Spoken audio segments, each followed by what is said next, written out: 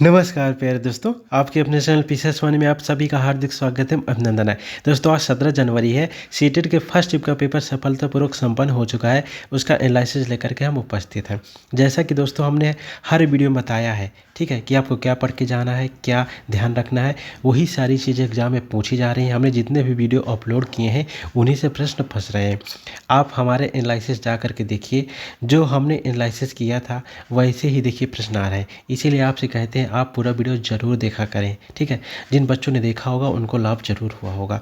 आइए देखते हैं कैसे प्रश्न पूछे गए हैं और उन सभी प्रश्नों का उत्तर भी हम बताएंगे, ठीक। दोस्तों आज का जो पेपर था बहुत ईजी पेपर आया है। बच्चों ने जो हमको बताया पेपर काफ़ी ईजी आया है, ठीक है ना। और जो ईवीएस का, ठीक है, सेक्शन था दोस्तों, तो उसमें क्या है, कुछ क्वेश्चन घुमा फिरा के थे। यानी बच्चों ने बताया कुछ क्वेश्चन इधर उधर से थे, तो आपको इस चीज़ को ध्यान रखना है। यानी ईवीएस थोड़ा सा और अच्छे से पढ़ना है, ठीक है। और इसके बाद देखिए जीन पियाजे, कोहलबर्ग, वाइगोसी से डेली हर शिफ्ट में प्रश्न पूछे जा रहे हैं, ठीक है। इसका हमने एक पृथक रूप से वीडियो अपलोड कर दिया है जो बहुत महत्वपूर्ण है। आप उसको देख लिए तो समझ लीजिए आपका एक भी प्रश्न एग्जाम में छूटेगा नहीं, ठीक है। उसको आप जा कर के जरूर देखें, ठीक है। तो जीन पियाजे के थर्ड स्टेज से प्रश्न पूछा गया था, ठीक। देखिए इन्होंने संज्ञानात्मक विकास का सिद्धांत दिया था, आपको पता होगी इस बात को, ठीक है ना। आपको यह पता है कि इन्होंने संज्ञानात्मक विकास का सिद्धांत दिया था। इन्हें विकासात्मक मनोविज्ञान का जनक भी कहा जाता है। इन्होंने अपने बच्चों पर प्रयोग किया था, ठीक है। अब जो सिद्धांत दिया था दोस्तों, तो पहली जो अवस्था थी इनकी, ठीक है ना, उसको संवेदी पेशी अवस्था कहा था इन्हें, संवेदी पेशी अवस्था कहा था, या इंद्रिय गामक अवस्था आप कह सकते हो, जो 0 से लेकर के 2 वर्ष तक थी, ठीक है ना। इसमें बच्चा जैसे कि मतलब जो है जो इंद्रिय होती हैं, उनकी ज्ञानेंद्रियाँ होती हैं, आँख, कान, नाक, ठीक है ना, तो इनके माध्यम से बच्चा सीखता है, ठीक। जो ज्ञानेंद्रियाँ होती हैं दोस्तों, उसके माध्यम से बच्चा सीखता है। ये बात आपको याद रखनी है। वस्तु स्थायित्व आ जाता है, ठीक है ना, यानी छिपी हुई चीज़ों को भी पहचान लेता है। फिर दूसरा इन्होंने जो अपना दूसरी अवस्था बताई थी, बहुत महत्वपूर्ण, इससे प्रश्न पूछे जाते हैं अक्सर, ठीक है ना, पूर्व संक्रियात्मक अवस्था। तो जो पूर्व संक्रियात्मक अवस्था थी दोस्तों, ठीक है, ये आपकी 2 वर्ष से 7 वर्ष के बीच थी। इस एज में दोस्तों बच्चा क्रिया, ठीक है ना, देखिए संक्रिया यानी क्रिया के पूर्व, यानी मतलब जो ये एक ऐसी अवस्था है जिसमें बच्चा क्रिया नहीं कर पाता। क्रिया के पहले की अवस्था, देखेगा सब चीज़, समझेगा सब चीज़, ठीक है ना, लेकिन उसके ऊपर क्रिया नहीं कर पाएगा, चिंतन नहीं कर पाएगा, ठीक है ना, इस एज में बच्चा, ठीक है। यानी चीज़ों में तुलना नहीं कर पाता है। जैसे कोई मुद्रा है, पैसा है, भार है, छोटी बड़ी साइज में अंतर नहीं कर पाता है। यानी इस एज में संरक्षण नहीं होता है, ठीक है ना, ये सारी चीज़ें जो शेप में अंतर नहीं कर पाता। जीववाद की संकल्पना पाई जाती है। यानी दोस्तों जो सजीव चीज़ें जो निर्जीव चीज़ें होती हैं उनको सजीव समझ लेता है, जीववाद की संकल्पना पाई जाती है, ठीक। ये सारी चीज़ें अहम केंद्रिता पाई जाती है इस एज में, यानी बच्चा अपने आप को ही सब कुछ समझता है। इसके बाद आज जो प्रश्न पूछा गया है दोस्तों, इनकी तीसरी स्टेज से प्रश्न पूछा गया है, थर्ड स्टेज से, जो आपकी है दोस्तों मूर्त संक्रियात्मक अवस्था। मूर्त संक्रियात्मक अवस्था ये आपकी 7 वर्ष से लेकर के 11 वर्ष तक है। जो पूर्व संक्रियात्मक अवस्था में जिन चीज़ों की कमी होती है, इस एज में उसकी पूर्ति हो जाती है। मतलब इस एज में बच्चे का, ठीक है ना, चिंतन प्रारंभ हो जाता है। और चिंतन कैसा होता है, मूर्त रूप से चिंतन करने लगता है वो, ठीक, चीज़ों को देख करके चिंतन प्रारंभ कर देता है। और इस एज में गणितीय विकास हो जाता है, जैसे कि भार का पता चल जाता है, छोटा बड़ेगा, साइज का अंतर कर लेता है, सजीव निर्जीव वस्तुओं में अंतर कर पाता है, साइज में अंतर कर लेता है। यानी इस एज में तुलना, अंतर, सब चीज़ें कर लेता है बच्चा, ठीक है ना। इसके बाद दोस्तों जो आपकी लास्ट वाली अवस्था है औपचारिक संक्रियात्मक अवस्था, उसको वैज्ञानिक, ठीक है ना, चिंतन की अवस्था कहा जाता है। उस समय बच्चा अमूर्त चिंतन करने लगता है, क्योंकि उसे अमूर्त अवस्था भी कहा जाता है, अमूर्त संक्रियात्मक अवस्था भी कहा जाता है। अमूर्त का मतलब जो चीज़ें दिखती नहीं हैं उन चीज़ों की वो चिंतन करने, परिकल्पना करने लगता है, तो उस एज में होता है दोस्तों, ठीक है। इसको आपको ध्यान रखना है। तो हमने बता दिया है जो एग्जाम में प्रश्न इनसे पूछा जाता है, इन्हीं से अक्सर प्रश्न पूछा जाता है। इन्होंने नैतिक विकास का सिद्धांत भी दिया था एक, इसको भी आप याद रखना। 2 स्टेजें बताई थी उनमें, जो आपकी 2 से 8 वर्ष तक बताया था, ठीक है, जो पहली है, और उसे परायत कहा था, और दूसरी स्वायत्त। स्वायत्त जो जिसमें दूसरे मतलब जो है, परायत मतलब दूसरे के उसमें सोचता है, परायत का मतलब क्या, दूसरे के मानक के हिसाब से। अस्वायत्त मतलब स्वयं से निर्णय लेता है। तो ये आपकी है 8 से शायद ठीक है ना, या 9 से 11 वर्ष की। तो ये भी आपको याद रखना है, ठीक। और इन्होंने कहा था कि बच्चा जो है सीखता है, सक्रिय रूप से सीखता है, भाषा को प्रमुख नहीं माना था, और वाइगोस्की ने भाषा को प्रमुख माना था, ठीक है ना। तो इनकी देखिए, और इसके बाद कोहलबर्ग से प्रश्न पूछा गया था। कोहलबर्ग नैतिक विकास का सिद्धांत दिए थे, जो प्रमुख रूप से दोस्तों इन्होंने नैतिक विकास का सिद्धांत दिया था। उसके देखिए 3 चरण बताए थे। जो पहला आपका था, देखिए दोस्तों, इन्होंने जो चरण बताया था पहला, उसका नाम था लौकिक, पूर्व लौकिक और रूढ़िगत और परंपरागत। यानी आपको बता रहे हैं हम कि जो लौकिक, ठीक है, लौकिक होता है, रूढ़िगत होता है, रूढ़िगत ये और परंपरागत, ये तीनों एक ही चीज़ हैं। इनसे प्रश्न बनता है तो आप कंफ्यूज मत हो जाइएगा, ठीक है।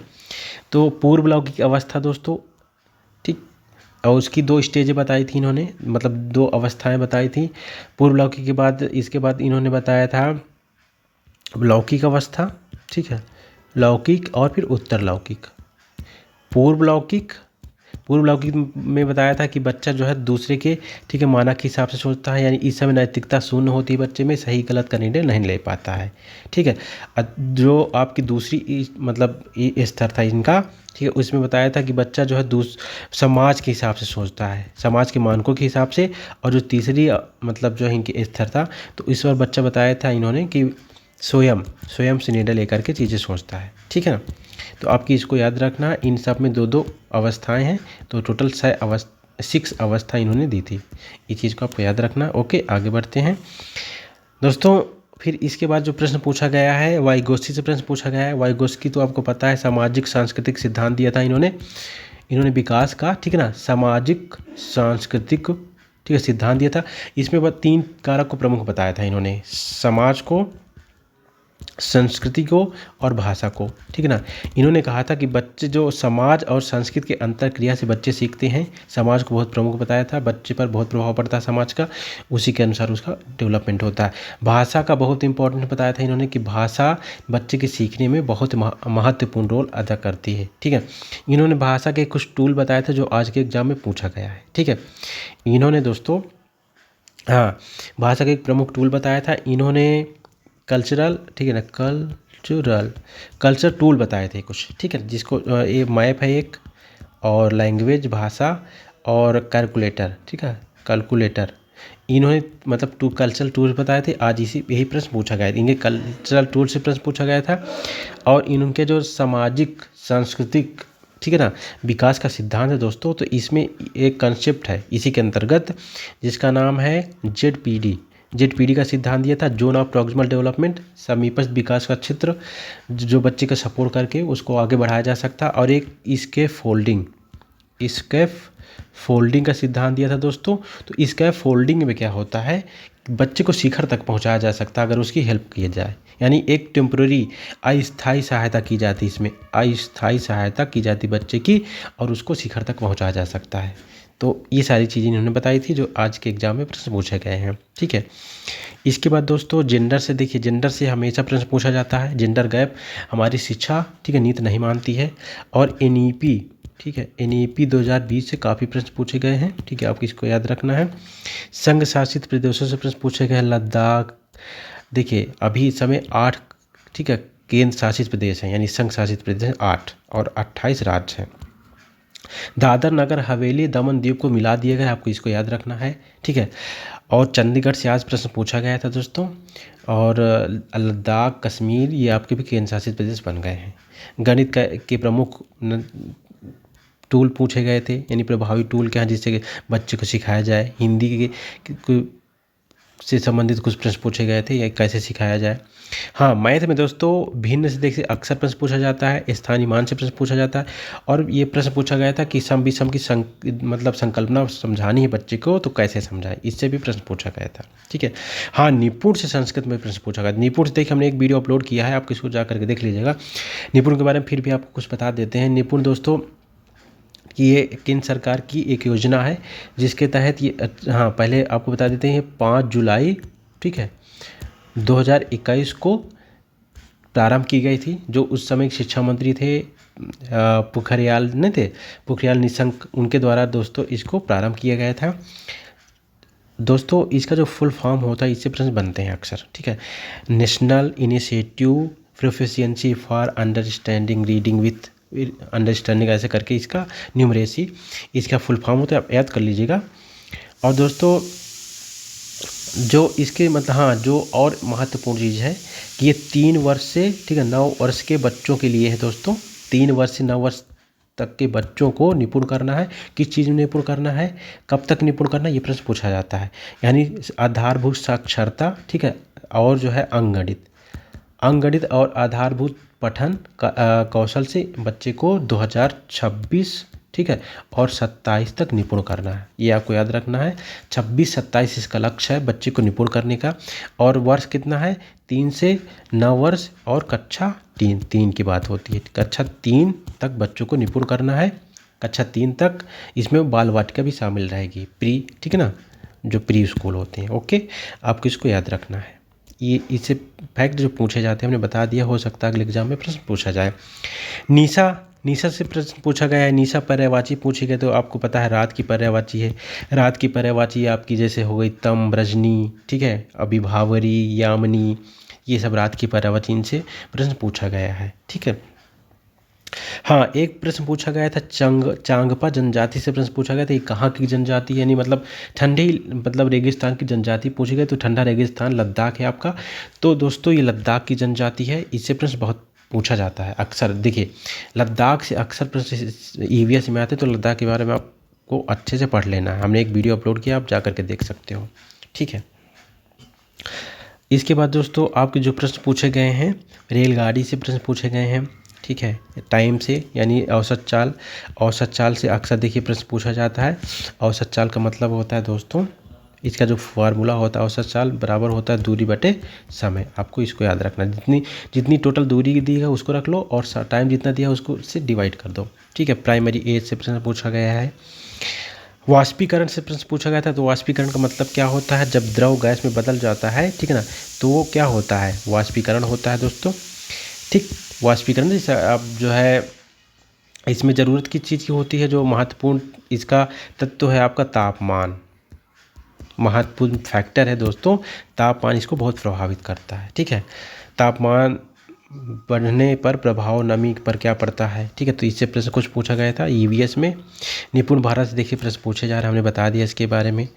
फुल फॉर्म आप याद कर लीजिएगा, नेशनल इनिशिएटिव प्रोफिशिएंसी फॉर, ठीक है, reading with understanding and numeracy, ऐसे करके इसका कुछ फुल फॉर्म होता है, याद कर लीजिएगा। महिला ईवीएस में पूछा गया था कि महिला के बच्चे को बगीचे में ले जाती है, उसको बगीचा दिखाती है, तो जेंडर गैपिंग से संबंधित यहाँ पर प्रश्न पूछा गया था। 22 भाषाओं में कौन सी भाषा शामिल नहीं है, ऐसा कुछ प्रश्न बना था, ठीक है। तो आपको पता है 8वीं अनुसूची में दोस्तों, संविधान, हम भारतीय संविधान के 8वीं अनुसूची में 22 भाषाएं हैं, आपको इस बात पता होनी चाहिए, ठीक है। संविधान में 395 अनुच्छेद है और 22 भाग हैं और 12 अनुसूचियाँ हैं, ठीक है, 12 अनुसूचियाँ हैं, आपको इनको पता होना चाहिए, ठीक है।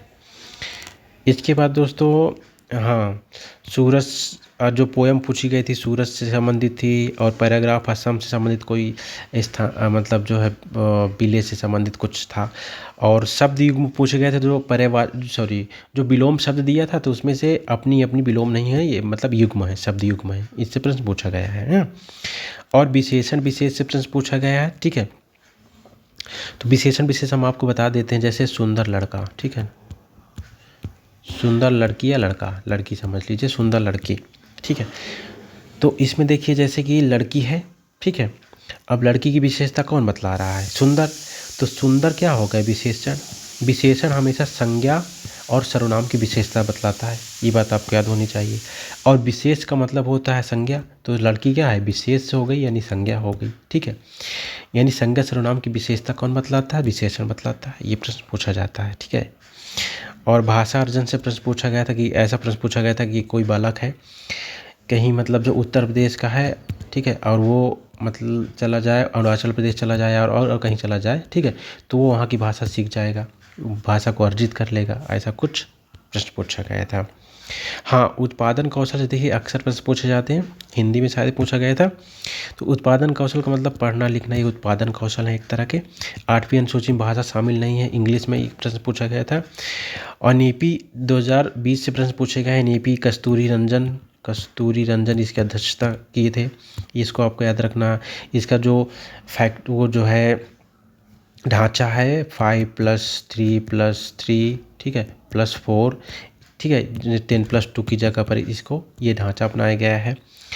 ये सारी चीज़ें आपको याद रखनी है जो एग्ज़ाम में पूछा जाता है अक्सर, ठीक है। 34 साल बाद इसे लाया गया है।